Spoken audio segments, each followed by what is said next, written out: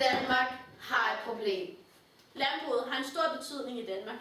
Faktisk så meget, at det er vores vigtigste eksportvare. Men på trods af landbrugets betydningsfulde rolle i det danske samfund, har det en negativ effekt på vores miljø.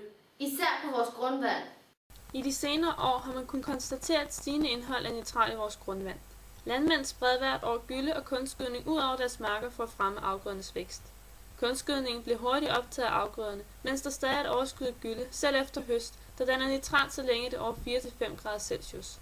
Under visse forhold, som f.eks. sand, kalk eller grusundergrund, siver nitraten ubesværet ned til grundvandet. I almindelige jordlag synker nitraten ned i grundvandet sammen med regnen. Vi har lavet et forsøg, hvor vi vil demonstrere, hvordan ammoniak bliver omdannet til nitrat ude på marken. Det sker ved, at man har noget ammoniak, som reagerer med luftens oxygen. Det her det danner en salpetersyring samt H2O og energi. Nogle specielle bakterier nede i jorden omdanner den her salpetersyring til nitrat og energi, som kan optages af planterne.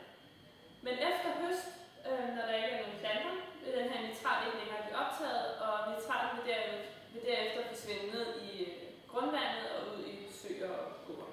Som sagt kan vi i de senere år konstatere et stigende indhold af nitrat i vores grundvand, specielt i kalk- og sandområder.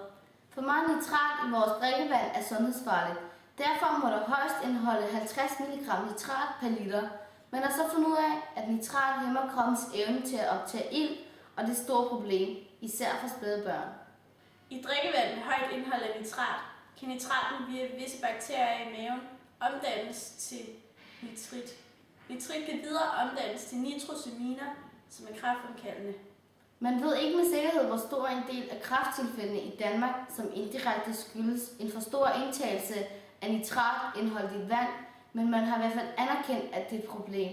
Vores andet forsøg er for at demonstrere den denitrificerede proces, der sker på en våd eng, hvor bakterier bruger glukosen til at omdanne nitraten til CO2, vand og kvælstof. Kvælstoffen siver op gennem jorden, hvilket er uskadeligt.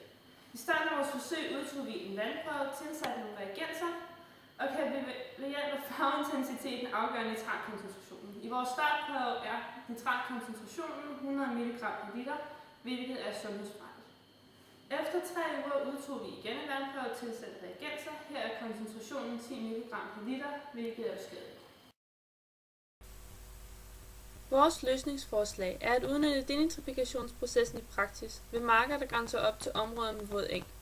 Hvis man afbryder markernes drænrør, kan man lade vandet sive igennem den iltfri engjord, der i forvejen indeholder organiske stoffer i form af tørv. Her kan bakterien netop udnytte nitraten som iltningsmiddel og omdanne den til frit kvælstof. Vores liv